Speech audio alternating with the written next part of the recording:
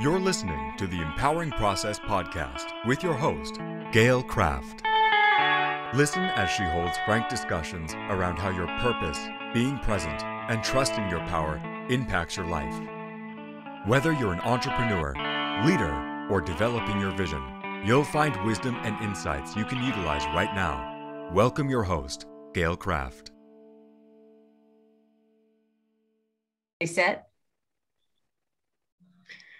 Hi, everybody. Gail Kraft here with the Empowering Process podcast.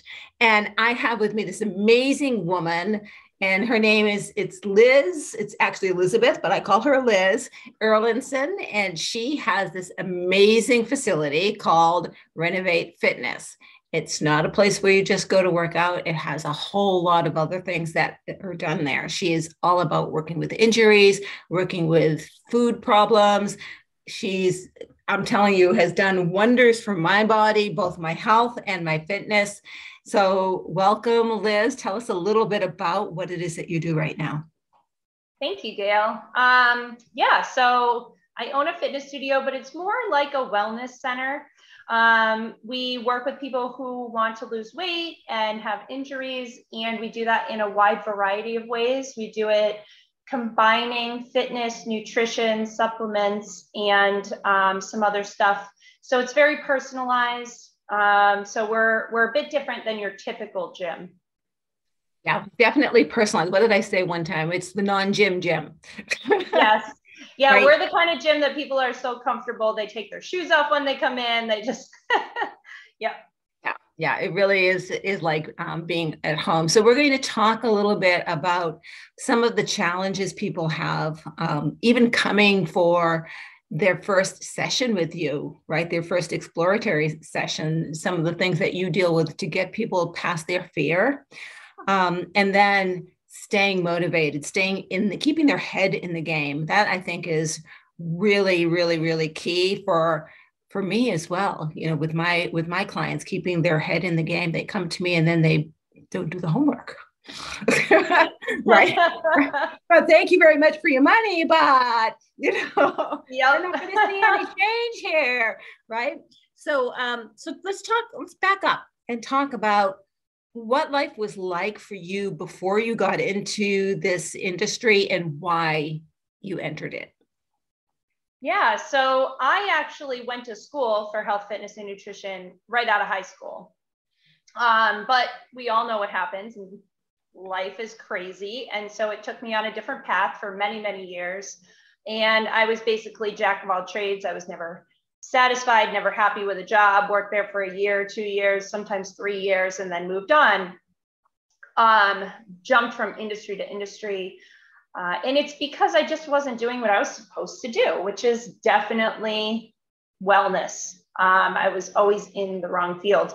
So before I started doing this, I guess I just was kind of lost in life and not happy and didn't know, because I think it's very typical with people. They're in this space where they're just kind of going through like the motions, almost living like the American dream, right? They have this great job and great benefits, and they have kids and they have a house and everything is so perfect, but in reality, they're just not happy. So that was me, right? I have 2 beautiful children and a roof over my head and a great husband. And I had a great job, good pay, full benefits. I mean, you name it, I should have been happy. And there was just something missing. So actually what changed my life was Arnold Schwarzenegger's The Speech That Broke the Internet. Somebody told me to watch that and I did. And it was like a light bulb in my head. I was like, oh my gosh, what am I doing with my life? Like I'm wasting my life sitting at a desk all day in a corner office, like with no windows. Like I was just like, what am I doing? So that was pretty much the moment that changed my life. And it was my aha moment, right? It was like the time when I realized that I was unhappy. Like I had never realized until then, right? Because no one ever tested me. No one was ever like, are you sure this is what you should be doing? People were like, oh, that's great. You're working your way through, you're doing great, you're getting promoted, things are awesome.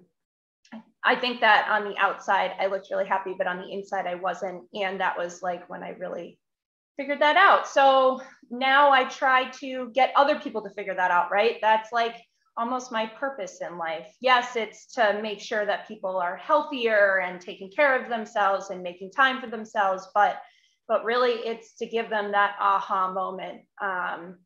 When I see that someone's not happy, I can tell, right? Because I've been there. And so I try really hard to do that, to help people. Right. So, so you got into the industry that you originally went to school for. Yep. And 2 years ago, and we won't use the C word anymore because it really doesn't matter, but during a very poor economic time to be opening a business, you opened a business, brick and mortar, which means you have a site, when brick and mortar was being closed down. Yeah, in my defense, I actually started my gym in my house in July of 2019. So I had been working, I think I got my first clients in like October, November-ish. And then I had signed my lease. I had decided, okay, this is definitely it. This is what I want to do. This is awesome. And I quit my job March 1st and I signed my lease March 15th. So if I had waited like 2 more weeks, I probably wouldn't have done this. So worst timing ever, but actually best timing ever, because if I didn't do it then, I probably wouldn't have done it. Right, because you would have had a chance to second guess yourself. Yes. Right. One of the things that I talk about for myself, I do a lot of thinking things through, but there's a point where I just say, pardon my French, everyone, fuck it. And I hold my nose and I know, and I'm jumping in, and I know I don't have all the information. I know I don't have all of the facts, but I also know if I wait much longer planning, I won't do it. Yeah. Right. So there's a point where the fear is at its optimal and you can tell that the fear is peaking, and it will win if you let it. Yes. Right. And if I had waited, it would have won. Yeah, it absolutely would have won. So, so congratulations. And so you had to, pay rent for a facility that you couldn't use, but it gave you a chance to set it up and get it ready while you still continued with clients, but online, right? Well, it's funny that you say that because I budgeted. So I had no idea what I was doing. I had never done this before. And there are so many things I did wrong, but I had saved money and budgeted for 3 to 6 months of not paying myself. And if you're a business owner and you're listening to this, you're probably laughing at that because that's not enough. And on top of that, I went from a 400 square foot basement to at the time, we only had the first floor. So it was like 1,400 square feet. And so it looked empty. There was like nothing in here. And I had not budgeted for that. I had nothing to set up, right? So I came and I was like, oh, this is gonna be great. And then it was like, okay, we have an empty room and a half full room. This is so weird. So I don't even know how we survived because the first 3 months, I didn't make any money, we just lost tons of money because we weren't open.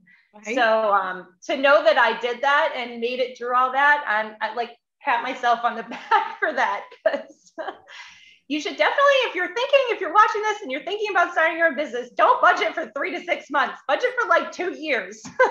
Seriously, for 2 years. And for some, it is 3 to 6 months. So I have this formula when I'm working with someone who is in corporate and they're planning their own business. And it's one that they can do on the side, that there is a comfort level, right? So how much money do you need to make a month for you to be comfortable quitting your job?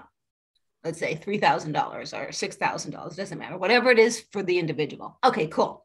Now, how many months in a row do you need to make that for you to feel comfortable that you will stay on that trajectory? Some people, no, once I get it, I know I got it. Other people, it's like, 3 months, some people 6 months, right? So whatever that comfort level is, that is your turning point to give your notice. And for some people, they leave sooner because they're like, oh, that's ridiculous. 6 months, I don't need 6 months, I'm fine, right? So you did not do that. Nope. Right? I was like, this is going to be great. If you don't budget for not generating enough income, right? And you've had ups and downs ever since. But what's really, really important to me, and what this conversation really is about, is so now you have this business which is about fitness and about health. And your job is to convince people, number one, that there's room for improvement, right? With their health, with their fitness. For me, it was not only with my physical and my health, but also my endurance, right? There's room for improvement. And once they start to stick with it. So talk about, what are some of the things that you like to talk about with people when you first meet with them about the advantages that they could see? And then let's talk about when people check out on you. Yeah. So the first thing we do is we sit down for a consultation, because every person is a little different. Some people are self-motivated and some people are not. So getting to the root of that and really figuring out what kind of person that person is individually is important. And finding out what everyone's goals are. So what's going to drive you isn't the same thing that's going to drive someone else, right? So, so sitting down for typically 30 to 60 minutes and really diving into who you are as a person, what you are looking for, what you actually need. So that's step one. So once I know that, then I know what drives you. I know how to keep you accountable. And everything we do is so personalized that I'm able to do that with every person that comes here. And so if I notice that somebody is slacking and falling off track, I'm the first one to be like, what's going on? Is there something going on outside of the gym? Do you need to talk to someone? Like, what is it? What can I do to help you? Do you need a different schedule? What is it? So a few things that we do that are a little different than your typical gym. One, we put you on a schedule. So you always come the same days, the same times. There's no like, hey, hop in when you have time. No, because you're not going to do that. So if you don't show up for your class, I'm like, where the heck are you? What are you doing? And then on top of that, when are you going to make it up? Because we can't have you be missing days, because then you're not going to get results. Another thing we do is we do commitments. And I know how people feel about commitments, and they're like, oh, I'm locked in for 6 months or 12 months or whatever it happens to be. But really, I look at how long is it going to take you to hit that goal that you want? That's how long your commitment should be. Because if you really want to hit that goal, then this is how long it's going to take. So that's the commitment. That's what you're signing up for. You're not signing up for, a yo-yo diet or to learn how to, do something for 3 months and then stop doing it. This is a lifestyle change. I try really hard to teach people wellness, right? Like being healthy is not something you temporarily do. It's something you do for the rest of your life. So you make this commitment that you're going to continue to do forever. So especially with nutrition, I find that people go on a lot of these diets and stuff. And one, they're not really healthy. And two, they're not sustainable. So that's great that you lost 20 pounds, but it's because you stopped drinking soda and eating pizza. Well, are you going to stop drinking soda and eating pizza forever? No, right? So now you start eating pizza again and you gain it all back. So it's finding ways to be sustainable. And that might not have been the best example, because you probably shouldn't be eating pizza and drinking soda, but you know what I mean? Like giving up gluten, like, okay, that's great. Are you going to give up gluten forever? Are you never going to eat a chocolate cake again? Like, if you're not, great, give it up. But if you are, then that's probably not the best thing for you to be doing. So let's find ways to be sustainable. Right. It's basically taking your habits and just staying in the same vein, but making healthier choices that work for you. Yeah, right? We have a good, better, best theory here. So always trying to be better, never trying to be perfect. And it works really well. Right. So it's good enough. So so then you've got the people who kind of check out. So I'll talk about, me as a coach.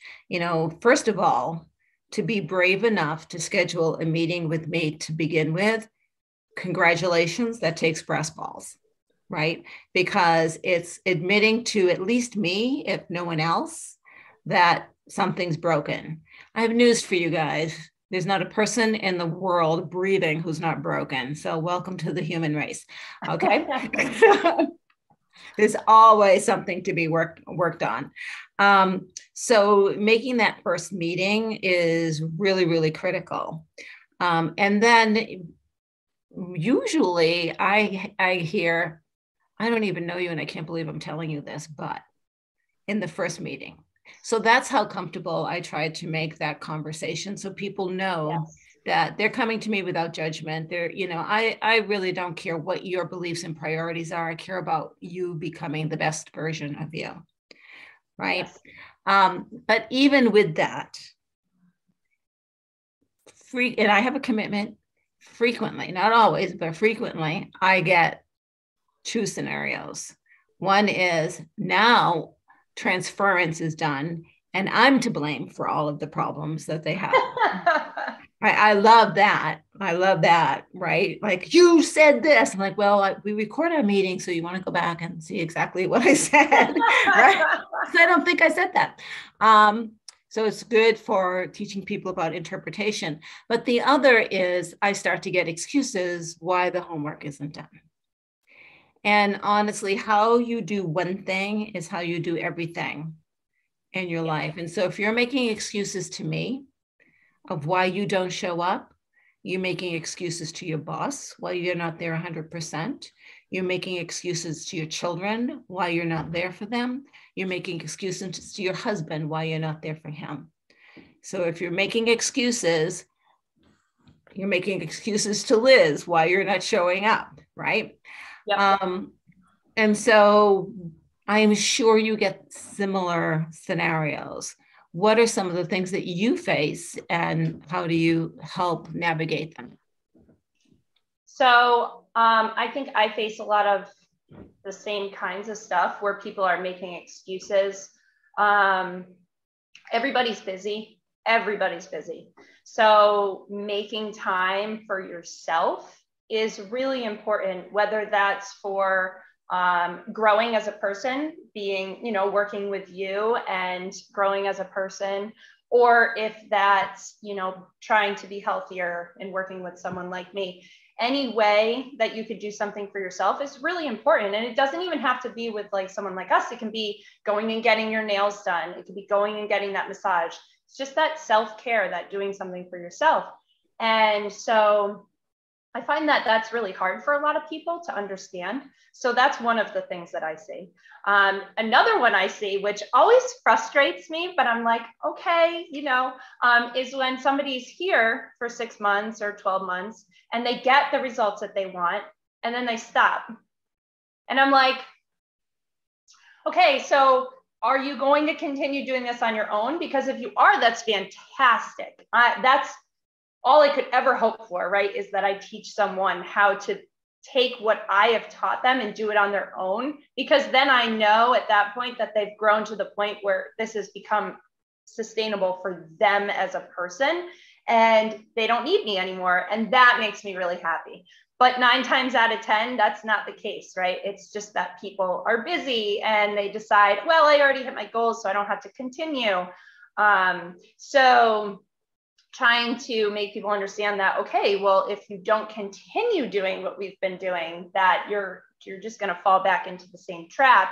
And this is again, like I said earlier, it's a lifestyle change. It's something that you need to do consistently for the rest of your life if you want to be healthy. So I see a lot of different things with people, but it's very, very common that people need motivation and accountability. But that's where we come in, right? That's our job, is to give that to them. That's why they pay us.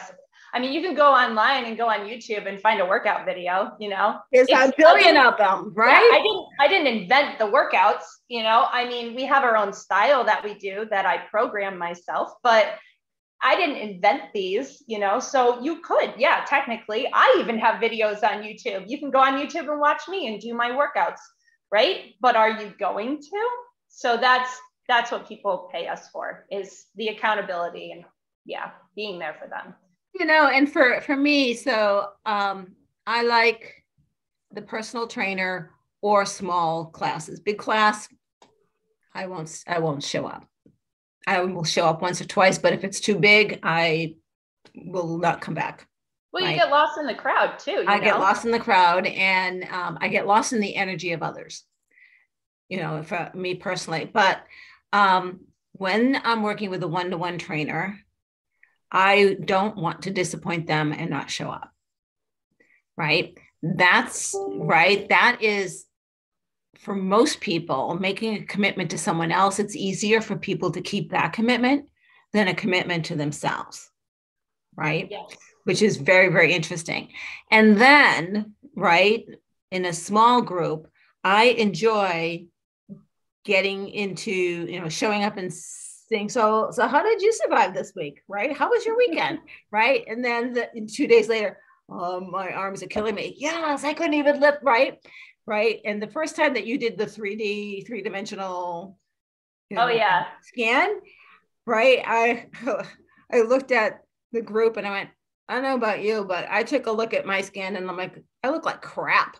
And everyone else went, yes, oh my gosh, thanks you. It's not just me, right? Yes, it's very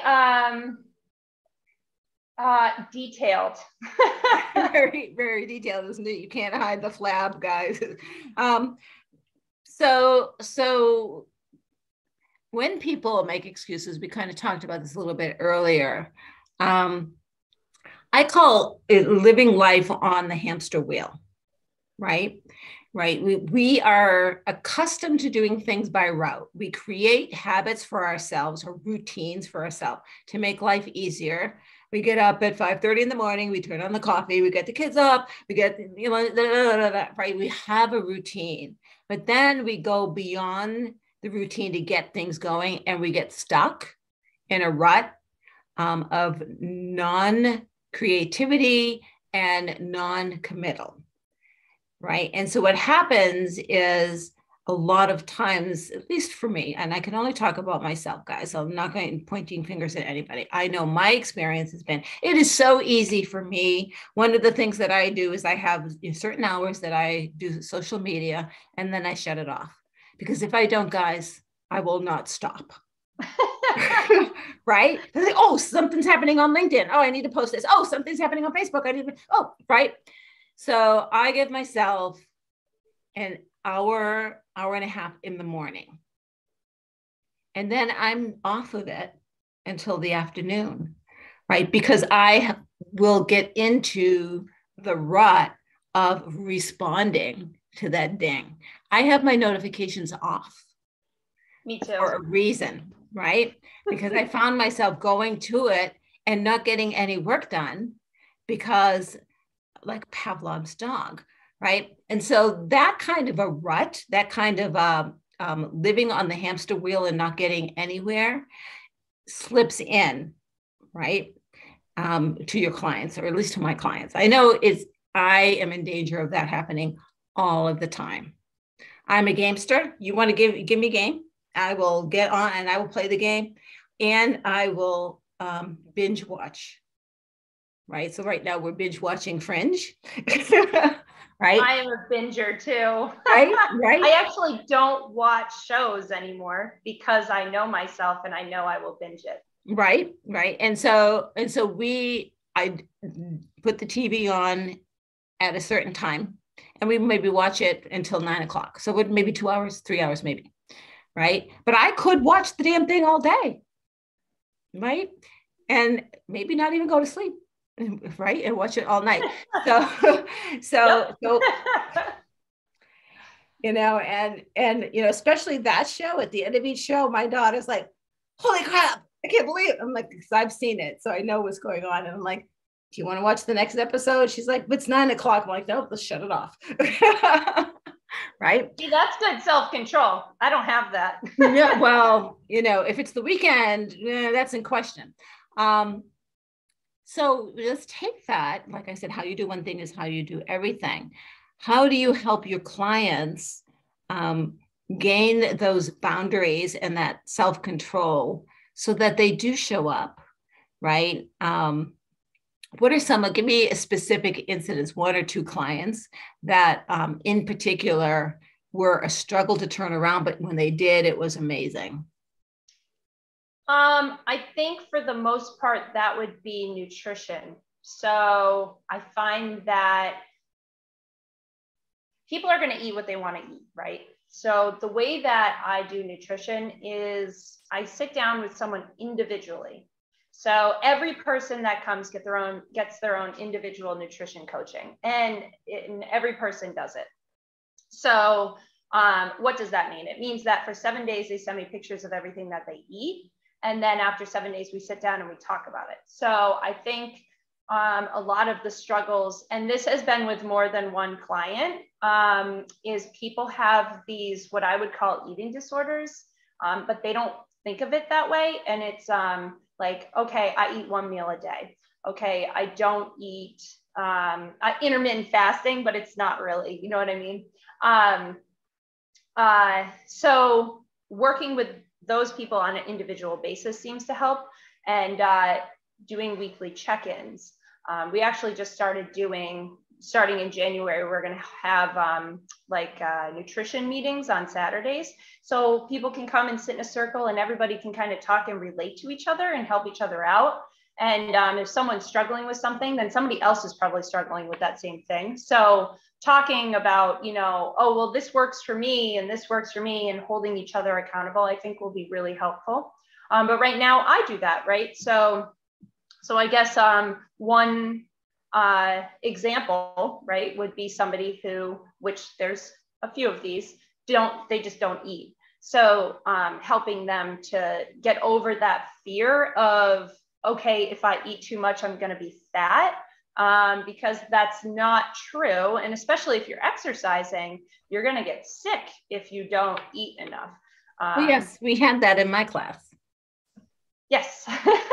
I think there's one in almost every class, to be honest. It's a very common thing. People get so into these fad diets, and I don't know what it is, but they're brainwashed into thinking that they can't eat or they're going to gain weight. And they don't understand that they need to eat in order to improve their metabolism so they don't gain weight. Along with, getting all the nutrients that you need, all that stuff. And then for fitness, I guess an example would be, so there was a person who wasn't showing up to class consistently, right? So was supposed to come 3 days a week and was consistently coming 1 day a week or not at all. So because everything we do is so personalized, I actually reached out to them and sat down with them, and I figured out that there was some personal stuff going on in their life, and they just needed a different time, right? The time just didn't work for them, but they didn't want to reach out because they were afraid that that I was going to yell at them or be upset with them for missing so many classes, right? So they just kept avoiding, and then it turned into not coming. And it turns out they just needed a different time, and that's happened before, to the point where I actually started doing Zoom with someone because she didn't want to leave her house because of the whole COVID thing, and just not feeling comfortable, even though we are very, very clean. And the groups are very, very small. And she was actually one-on-one. So there was nobody here while she was here, but it was just a mental thing, like leaving the house. So we worked on that too. And she's actually back now. She's mentally ready to be outside of her house. So I actually helped her with that as well. But so really people just need extra attention. Sometimes you say things to someone that nobody else has ever said to them. And it creates that light bulb moment, like the Arnold Schwarzenegger thing. So, right. Trying to give them that aha moment so that they realize, oh, there's other ways to do this, right? It's not like one size fits all. So I've been like taking notes as you were talking, of course, and things things that popped into my mind as you were talking is changing self-image and the fear of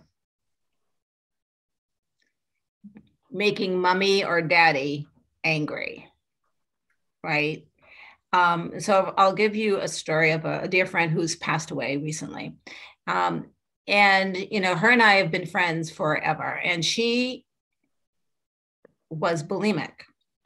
And I had gone to lunch with her one time. Now, I'm not a small girl, I'm a big girl, and I eat. I may be on a food plan, but I eat. And she maybe weighed 105 pounds soaking wet. And ate as much as me.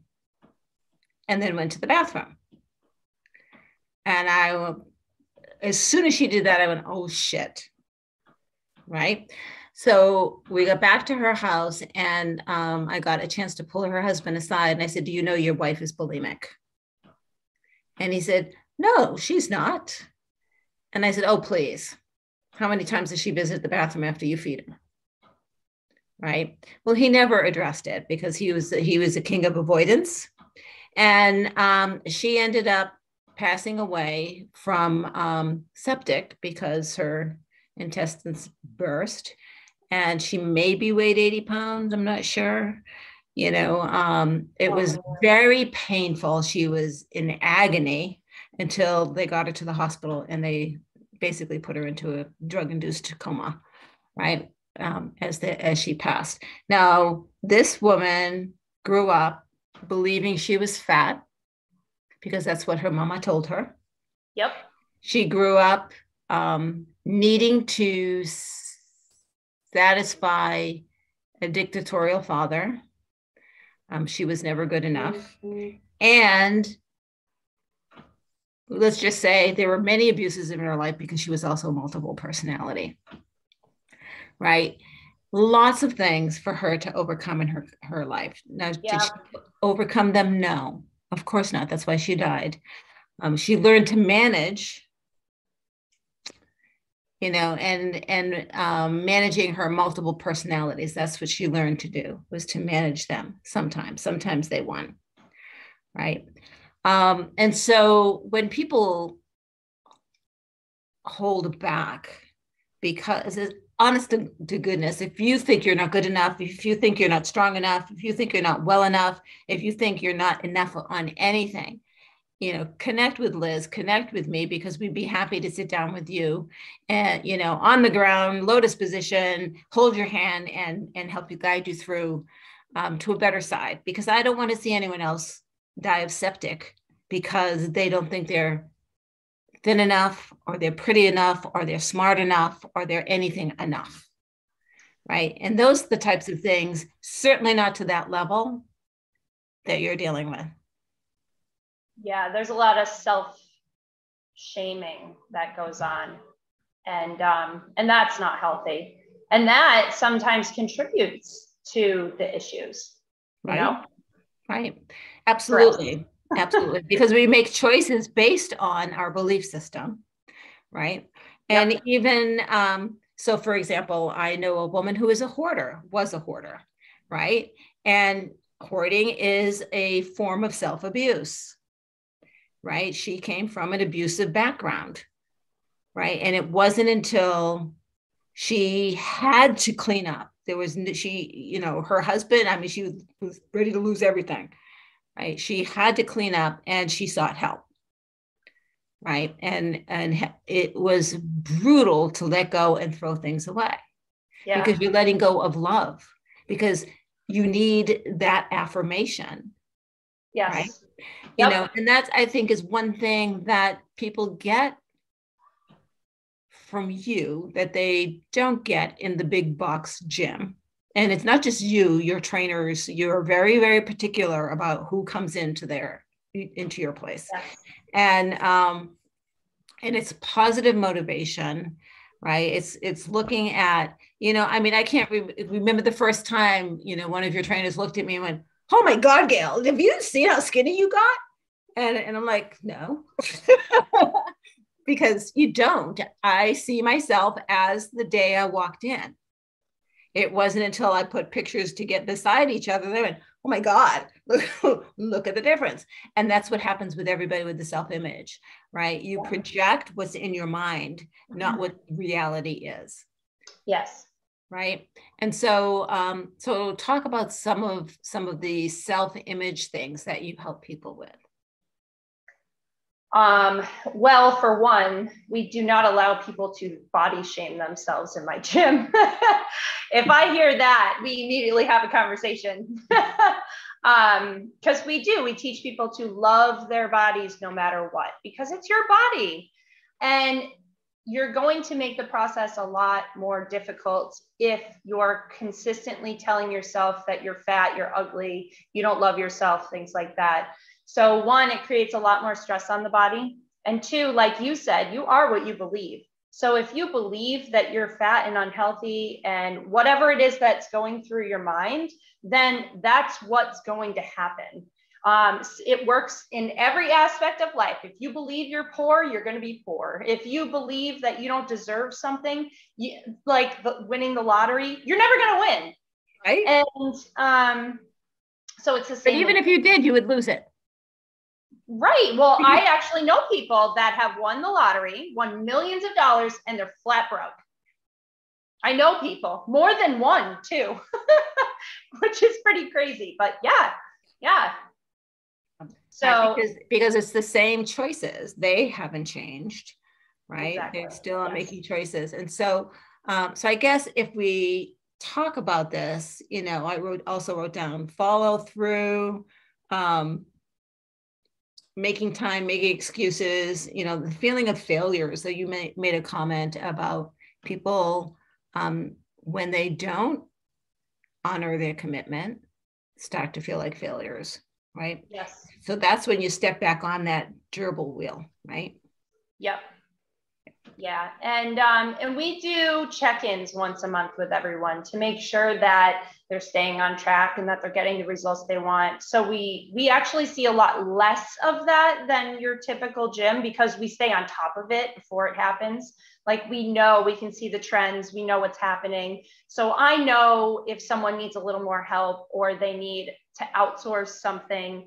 I have a lot of connections with different people who do different things.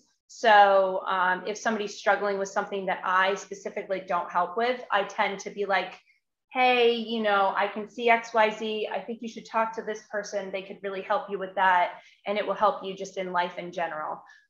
So whether that's like hormonal things or headaches or, life things, sending someone to someone like you to help them with something that they're struggling with.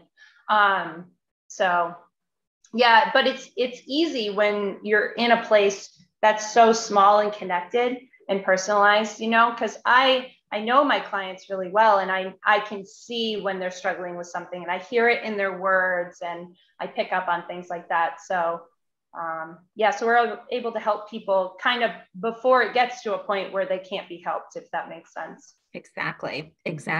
So thank you. This, by the way, folks, we talked about 5 minutes before recording and hey, you want to do a podcast? What are we going to talk about? Oh no, mindset. Yes. I mean, seriously, just talk about the things that we do.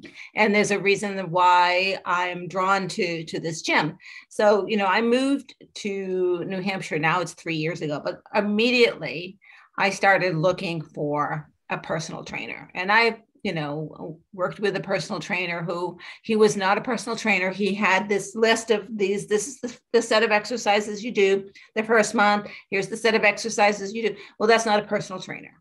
I can go online and do that. And so, no, I'm not interested. So I worked out with him for about a month and then left. And then I went to the big box gym that's in town, right?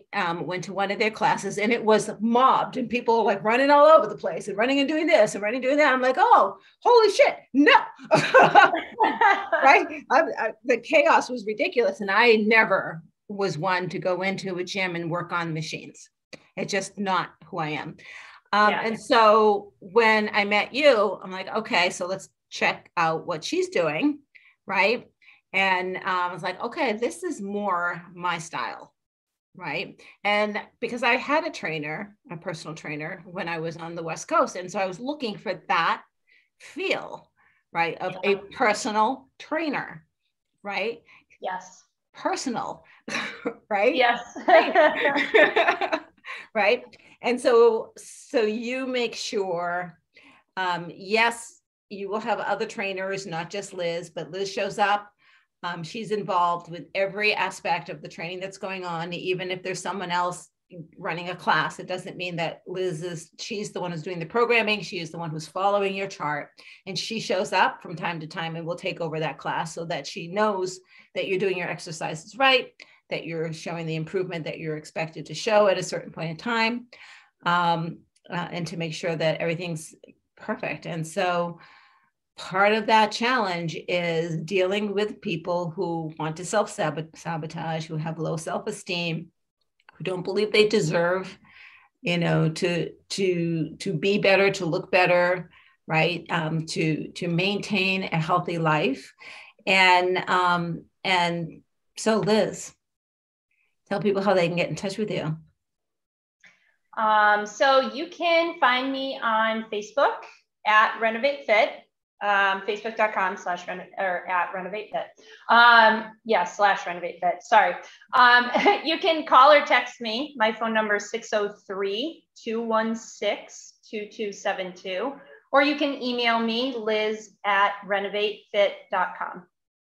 Excellent. And I'll have this in the description anyway, so people can copy the link. Yep, if they want to. And so thank you, everybody. Thank you so much, Liz. Thank you, everybody, for listening to us. This is Gail Kraft from the Empowering Process podcast.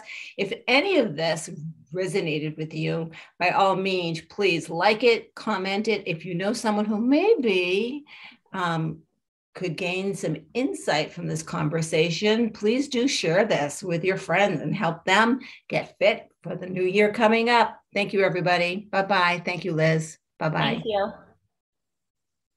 Thank you for listening to the Empowering Process podcast. Be sure to visit Gail at gailcraft.com to learn more about how she serves thought leaders, entrepreneurs, and goal seekers. And remember, if you like this broadcast, be sure to share and subscribe so you don't miss an episode.